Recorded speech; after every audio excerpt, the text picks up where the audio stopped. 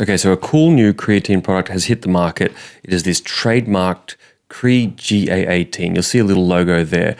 This is in the unmatched subs product, which is just a straight up CreGAAtine. And you can also get it in these little stick packs online. This is actually available in Australia right now from the NTS if you want to try it out. What this is a 1:3 ratio of guanidinoacetic acid and creatine monohydrate. So that yields 2 grams total. So you're looking at 500 milligrams of the GAA and then 1.5 grams of creatine monohydrate. GAA has been shown to increase the uptake of creatine into skeletal muscle tissue and in the brain by about 16% versus about 6% with creatine monohydrate alone.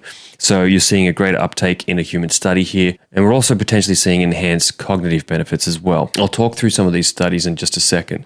But that's the first thing. The second thing I want to mention is you could still technically stack this with your creatine monohydrate. There's no reason you couldn't run higher doses of creatine monohydrate than what are in this product, but this product is going to get you more out of that dose of creatine monohydrate than you typically get. So you might only need less monohydrate to get the same result. Part of the benefit of this particular form of creatine is that there seems to be less body weight increase, but similar strength gains. So what I mean by that is if you don't want to put on actual weight, but you want to get some of the benefits of creatine, like the explosive output, the lean muscle mass increase, and the strength increases, then this might be a good product for you. You could also consider creatine hydrochloride, which might help in this regard as well, but I'll save that for a different video. So that might yield some benefit for MMA fighters, boxers, athletes where body weight is an important thing to manage to meet a certain weight class or a power to weight ratio in certain other athletic fields. And so in that case, you may not want to try my theory of stacking in more mono on top of this.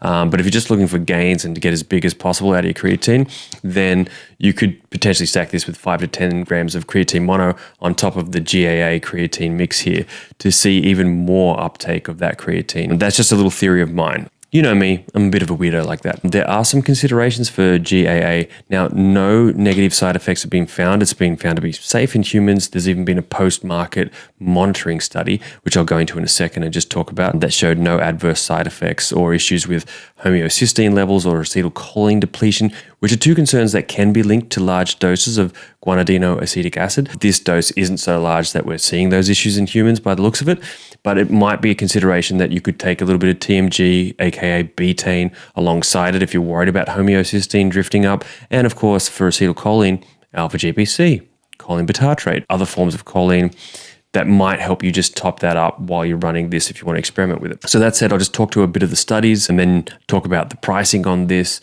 and then talk a bit about whether I think it's worth it. I have run a tub of this and this is another tub that I'm running again as well. It's getting a little bit empty.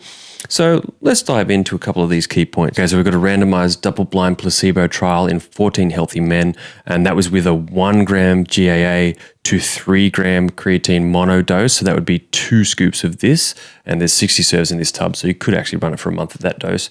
And we saw a vastly superior muscle creatine uptake in the GAA group versus just the creatine monohydrate group. So the creatine muscle store uptake in the GAA group was 16.9% to 20% versus in the creatine group alone at 2% to 6% uptake in the skeletal muscle tissue.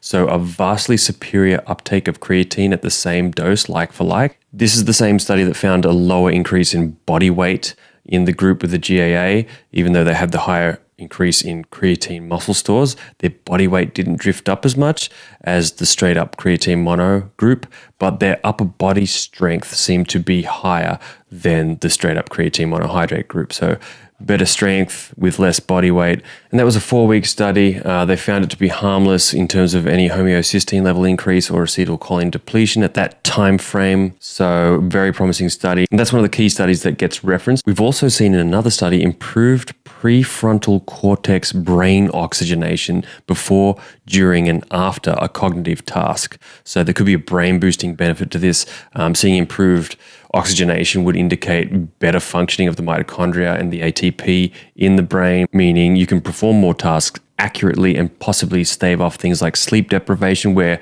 large doses of creatine seem to shine, and tyrosine to a degree as well. We've also got a post-marketing surveillance study, which found that this was well tolerated in healthy adults with no serious adverse reactions reported whatsoever. So that's promising. And then lastly, we're seeing potential benefits in older adults. So this seems to have even more effect, showing that they seem to benefit more from the GAA being in the mix than even younger participants. And this might be because as we age, the GAA becomes a limiting factor in terms of the creatine upregulation or absorption into the muscle. And this could be really beneficial in staving off things like sarcopenia, the age-related muscle decline that we all go through as we get older.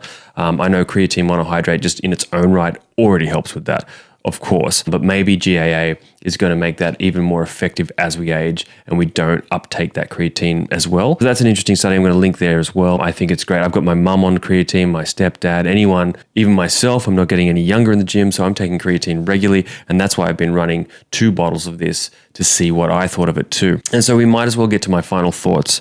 Now, this is actually relatively cost effective. $69.95, 60 servings, so this could last you 2 months, or if you want to mimic the dose in the studies, this would last you 1 month. And yes, that's more expensive than creatine monohydrate, don't get me wrong.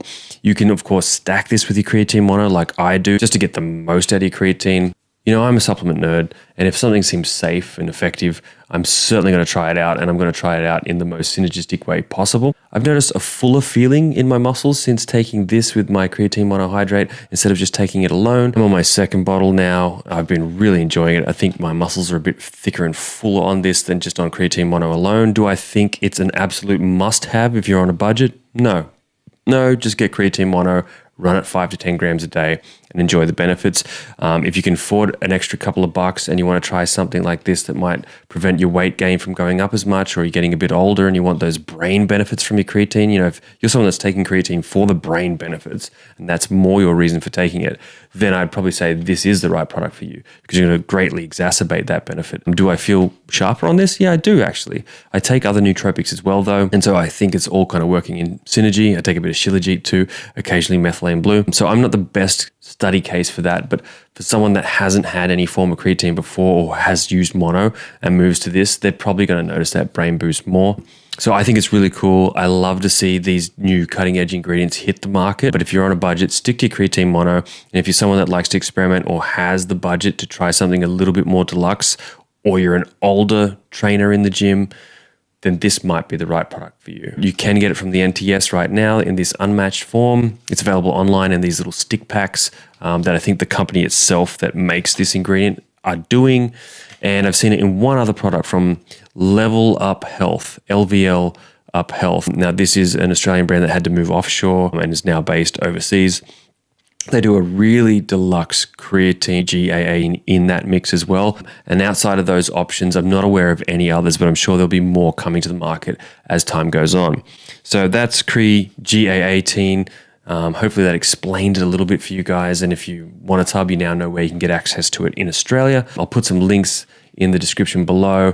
Reach out if you've got any questions, comment below, DM me on my Instagram, Tourist of Molecules, or hit me up at the store, Newtown Supplement Store. I'd love to answer your questions and help you out.